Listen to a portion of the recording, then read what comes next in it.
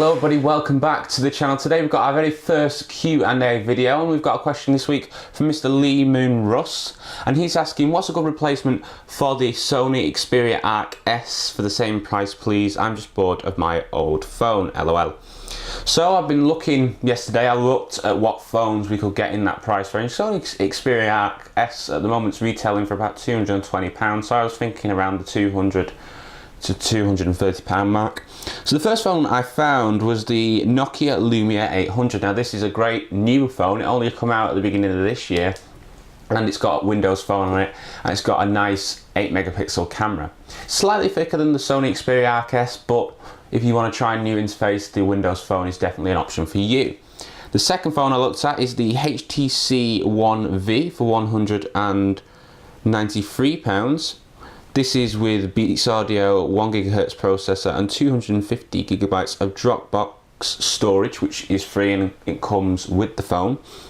And the final option is the iPhone 4, which is an 8 GB model. So if you need more than that, obviously look at the two phones I've suggested above. And that will come with a 5 megapixel camera, but you can also load iOS 6 on there, so that's an option, and that's for £169.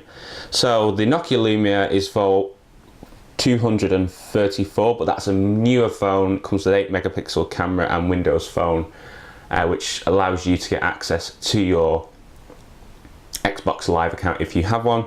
The HTC One V for £193, Beats Audio and 1 GHz processor in there, and then the iPhone 4, which is 8 GB, comes with a 5 megapixel camera, and of course you can load iOS 6 on there. Now, they're your three options. What I'll do for you is I'll leave them in the description below, 3 separate links to where I looked up these deals.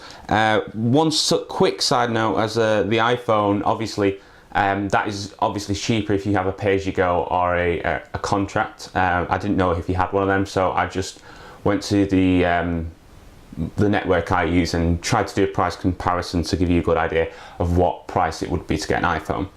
So that is it for this week's Q&A. There was only one question last week, so I could only answer one. If you have a question for next Friday's video, please leave it in the comments below and I'll be happy to answer that for you guys. Thank you for your continued support of the channel, and I'll see you in the next video.